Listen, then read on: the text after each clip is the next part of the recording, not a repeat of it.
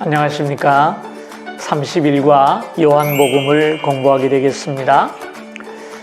요한복음을 가리켜서 제4복음이라 그렇게 말을 합니다. 마태, 마가, 누가복음을 공관복음이라고 한다 그러죠. 그 다음에 요한복음을 가리켜서 제4복음이라, 사복음서 이렇게 이야기를 합니다.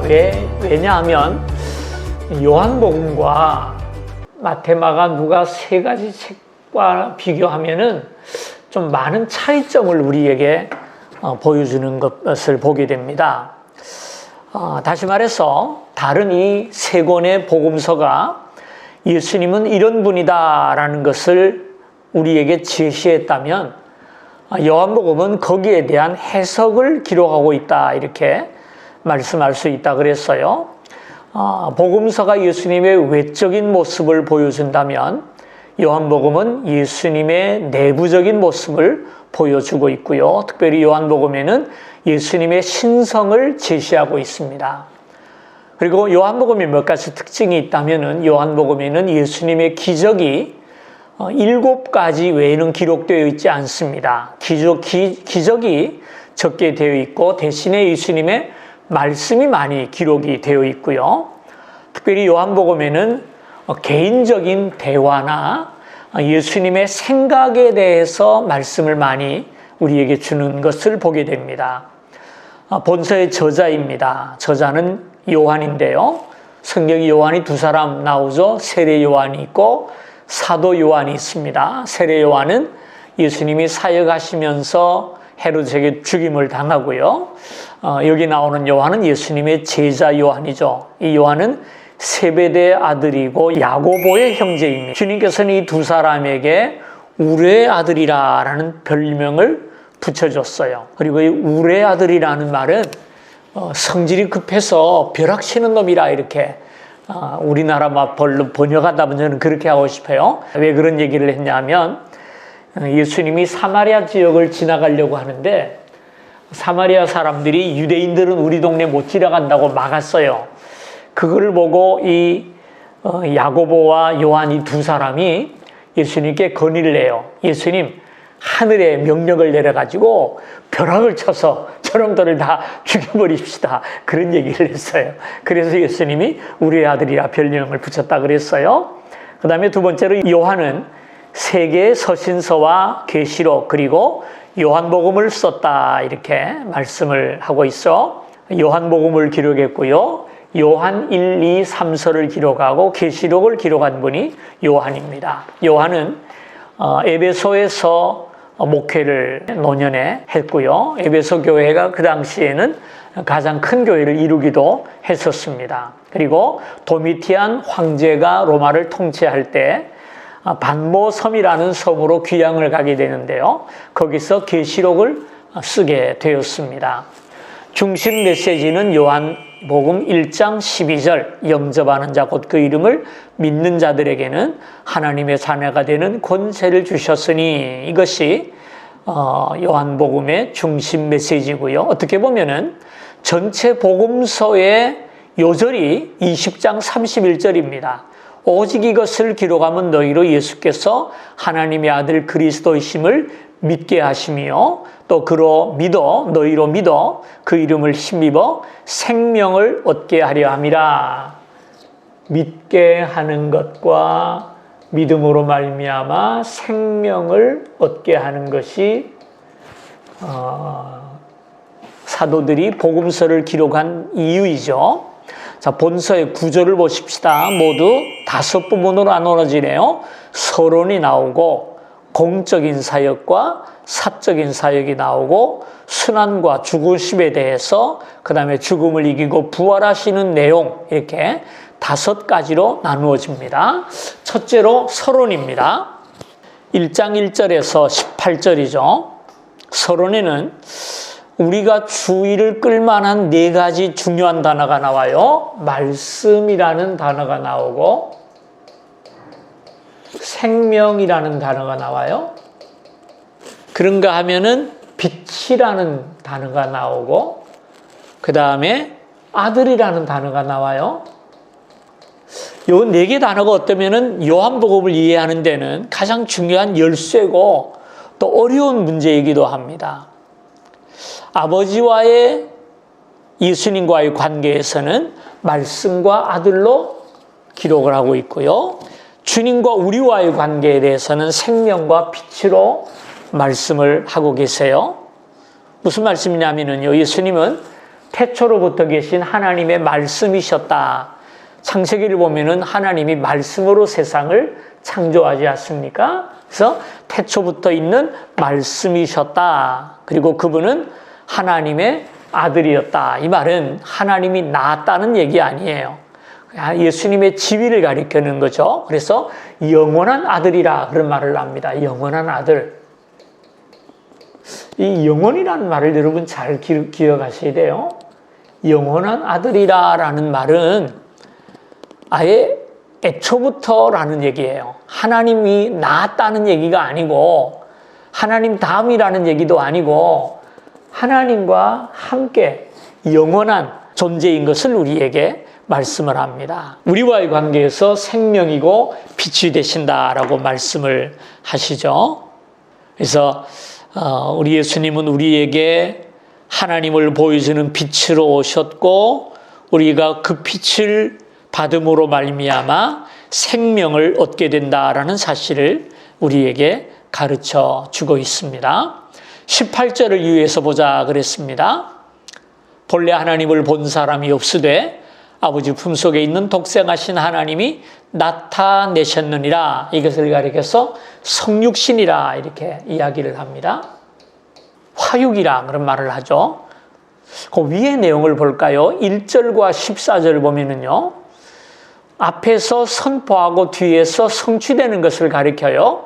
태초에 말씀이 계시니라. 그리고 14절을 보면은 말씀이 육신이 되었다라고 말씀을 해요. 예수님의 본질, 그분은 태초부터 계시는 말씀인데 그 말씀이 육신이 되어서 이 땅에 오셨다. 그래서 두 번째로 보면은 이 말씀이 하나님과 함께 계셨는데 우리 가운데 거하시게 되었다.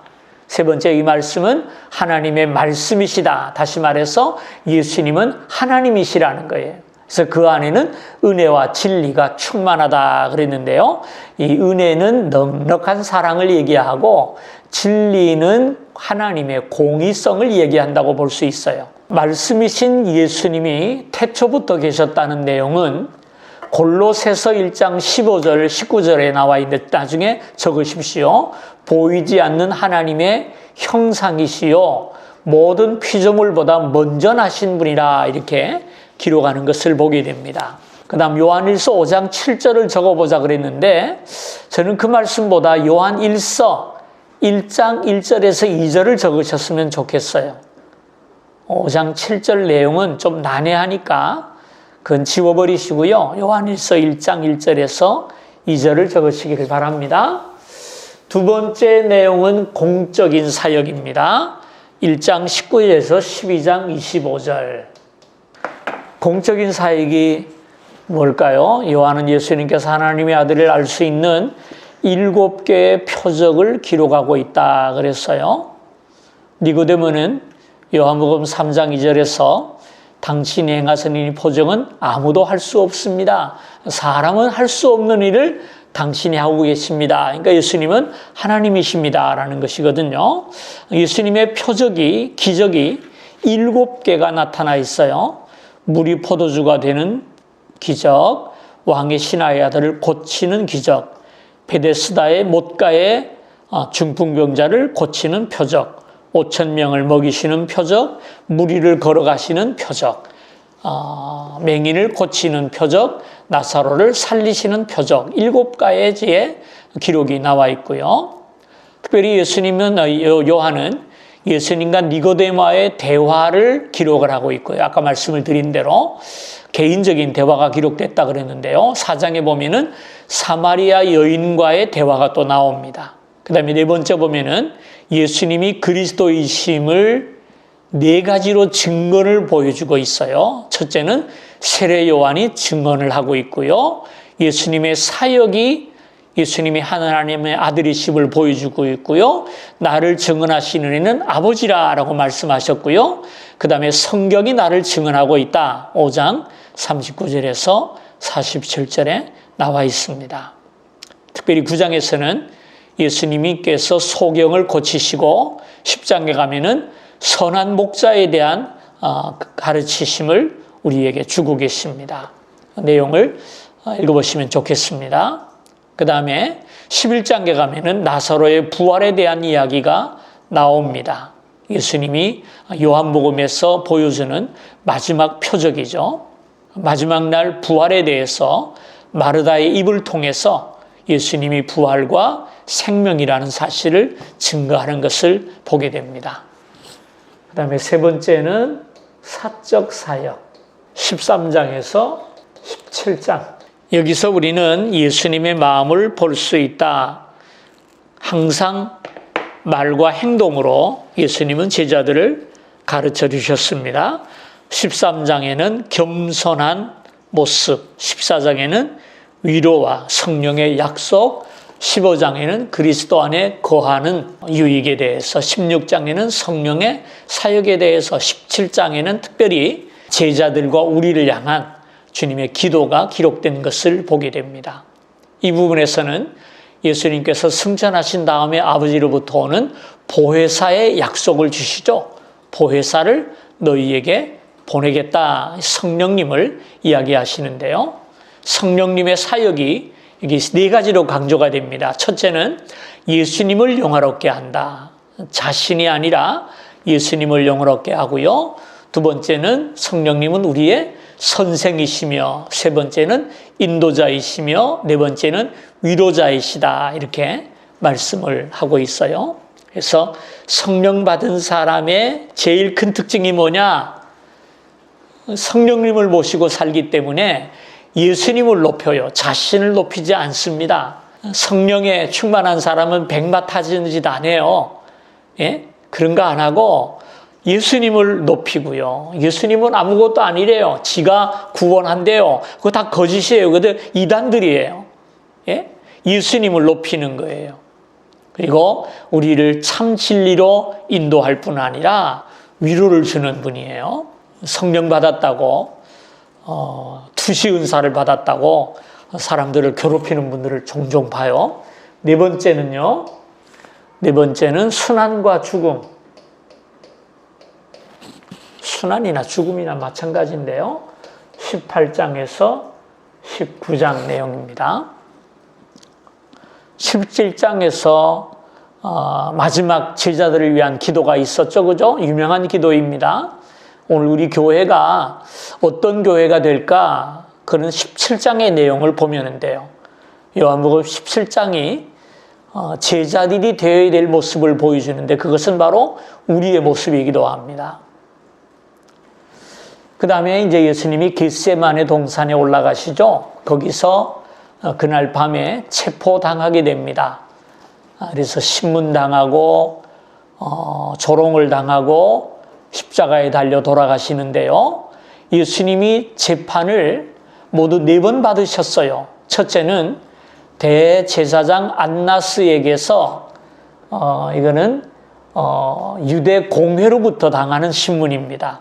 불법이죠. 공회는 해가 떠서만 모일 수 있는데 해가 뜨기도 전에 모여가지고 새벽에 모여서 예수님을 사형으로 언도를 하죠. 그러나 자기들이 예수님을 사형시킬 권한이 없기 때문에 빌라도를 찾아갑니다. 빌라도가 예수님을 신문하는데 죄가 없어요. 근데 죽이라 그러니까 귀찮아가지고 헤롯에게 보냅니다. 헤롯이 보고는 또 다시 빌라도에게 보내죠. 그래서 아침에 빌라도가 예수님을 사형에 처하라고 언도하는 것을 우리가 보게 됩니다. 예수님의 죽으시는 모습을 우리에게 보여주는데요. 그의 신분, 예수님의 십자가에는 유대인의 왕이라고 하는 패가 붙어 있었다 그랬고요. 예수님의 옷은 로마 군인들이 제비를 뽑아 나누었고요. 예수님의 어머니는 요한에게 부탁했죠. 예수님의 어머니를 요한에게 부탁을 하고 요한아 내 어머니다라고 부탁하는 것을 보게 되고요. 예수님의 죽으시는 장면 마지막 말씀이 뭐죠? 다 이루었다. 그의 죽음은 성경을 응하게 하려 함이라 구약의 예언의 성취라고 말을 했고요. 예수님이 죽으셨을 때 제자들은 다 도망가고 요셉이라는 부자가 자기의 묘실에 예수님을 장사 지내고 요한복음 초반에 왔던 니고데모가 찾아와서 모략과 침향을 드리는 것을 보게 됩니다. 특별히 다 이루었다라는 말씀은 요한만이 기록을 하고 있다. 기록하라고 있네요. 그 다음에 5번째 부활입니다. 20장에서 21장. 죽은 지 3일 만에 무덤은 비게 되었고요. 그의 영광스러운 몸으로 무덤을 나오게 되었습니다. 부활하신 후 예수님은 10번이나 나타나셨어요. 예수님이 부활하시고 승천하시기까지 약 40일 동안 세상에 머물러 계셨는데 그동안의 제자들에게 10번을 나타나셨다 그랬어요. 10번. 7번째 나타난 것이 예수님의 부활을 믿지 못했던 도마였죠. 그리고 예수님의 마지막 말씀은 베드로에게 주는 말씀이죠. 예수님이 물에서 고기를 잡다가 올라온 제자들에게 고기와 떡을 준비해서 다 먹이십니다. 그러면서 베드로에게 네가 나를 사랑하느냐?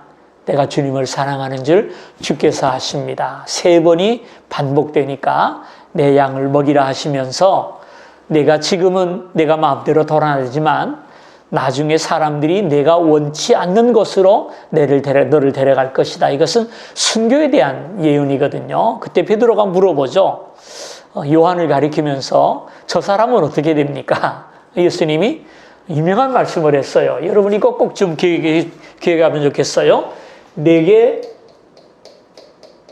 무슨 상관이냐? 우리 신앙생활 하면서 다른 사람에 대해서, 이웃에 대해서 관심을 가지고 사랑하는 것은 좋은데 좀 제발 좀 간섭 좀 안 해줬으면 좋겠어요. 남이 뭐라 그러든 거기 좀 귀 좀 안 기울였으면 좋겠어요. 남의 말을 하는 사람도 문제지만은요, 그 말을 듣고 상처받았다고 떠드는 사람도 문제예요. 그러지 마세요. 내게 무슨 상관이냐? 다른 사람이 산수갑산을 간들 나하고 무슨 상관이에요? 내가 주님을 사랑하고 내가 예수님을 따르고 내가 예수님을 믿으면 되지 다른 거 필요 없잖아요. 이것 좀 기억했으면 좋겠어요. 그 다음에 거기 10번을 볼까요? 여기 이제부터는 요한복음의 개초적인 특징을 얘기하는데요. 요한복음이 다른 복음서와 다른 게 뭐냐? 첫째로 예수님 요한복음에 생략된 게 많아요. 족보가 없고요. 탄생에 대한 기록, 어린 시절이 없고요. 시험 받는 기록도 없고요. 예수님이 감람산에서 변화산에서 변형된 기록도 없고요. 승천에 대한 설명도 나오지 않고요. 지상 명령도 없어요. 그냥 베드로에게 내 양을 먹이라, 이게 다였어요. 많이 생략되어 있죠, 그죠? 요한복음의 특징입니다. 특별히 이유가 있다라기보다는요. 두 번째로 요한복음의 중심 구절이 3가지가 있다 그랬어요. 요한복음 20장 13절. 요한복음을 기록한 이유가 너희가 믿고 생명을 얻게 하려 함이라 라는 것이고요. 그 다음에 요한복음 16장 28절, 내가 아버지께로부터 와서 아버지께로 가노라 라는 말씀이고요. 요한복음 1장 12절, 영접하는 자 곧 그 이름을 믿는 자에게는 하나님의 자녀가 되는 권세를 주셨다라는 말씀, 요 3구절이 요한복음의 중심 구절입니다. 현저한 평행 그랬는데요. 조금 복잡하니까 오른쪽으로 넘어가서 도표를 좀 보십시오. 첫 번째 줄에는 성막 기구들이 나옵니다. 놋제단, 물두멍, 떡상, 금촛대, 그 다음에 여기 하나 빠졌어요. 분향단, 법궤, 속죄소, 이렇게 8가지가 나오는데요. 이 내용들이 요한복음에서 예수님의 일생을 설명하면서 계속 언급되는 것을 보게 됩니다. 놋제단이 뭐 하는 것입니까? 제물을 올려서 제사 지내는 속죄의 제단입니다. 근데 세례요한이 예수님을 가리켜서 보라, 세상 죄를 지고 가는 하나님의 어린 양이로다 그랬어요. 그리고 예수님의 일생이 십자가를 통해서 우리 죄를 속하는 것이 예수님의 생애였어요. 그래서 예수님의 생애 자체가 놋제단과 마찬가지다라는 거예요. 두 번째, 성전을 보면은 물두멍, 이것 좀 먼저 설명을 좀 하고 드리는 게 좋겠습니다. 모세가 지은 성막을 보면 먼저 이렇게 울타리가 있습니다. 기둥을 이렇게 세우고요. 이 사이를 천막으로 이렇게 치는 겁니다. 이렇게 쭉 둘러쳐서 안을 들여다보지 못하는 게 아닌 게 이 높이가 한 2m 정도 됩니다. 못 들여다보게 하는 것이죠. 그러면 여기 문이 있는데 들어가면 제일 먼저 제단이 있고 여기서 이제 양을 잡아서 불에 태워서 하나님께 드리는 제사 드리는 것이고요. 그냥 물두멍이 있어요. 물두멍은 큰 세숫대야입니다. 여기서 제사장들이 손을 씻기도 하고 얼굴을 닦기도 하고요. 그 다음에 보면은 여기에 성소가 있어요. 성소는 두 부분으로 나누어집니다. 여기를 성소라 그러고 여기를 지성소라 그러는데요.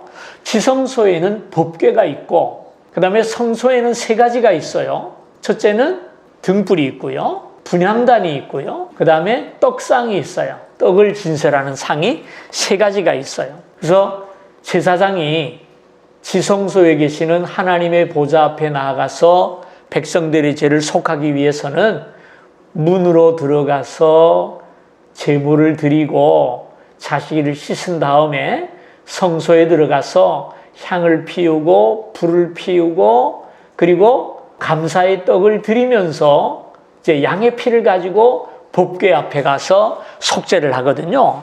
근데 이것이 예수님의 생애를 우리에게 보여주더라는 거예요. 물두멍이 뭡니까? 이것은 바로 우리의 죄를 씻는 것이거든요. 근데 요한복음 3장 5절에 보면 물과 성령으로 거듭나야 한다라는 말씀을 주고 계세요. 그 다음에 지성소에 들어가면은 떡상과 금초대와 분향단이 있다 그랬는데요. 떡상이 뭡니까? 영적인 양식이죠. 예수님은 우리들에게 생명의 떡을 주시겠다고 말씀하셨어요. 빛이 뭡니까? 예수님은 우리의 빛이라 그랬잖아요. 분향단은 뭡니까? 친히 우리를 위해서 중보의 기도를 드리는 분이 예수님이세요. 그 중보의 기도가 어디에서 이루어집니까? 법궤에서 이루어지죠. 법궤. 휘장 안으로 들어가셔서 우리의 죄를 간구하시고요. 요 법궤가 이렇게 생겼습니다. 이렇게 생겨서 채가 이렇게 있는데요.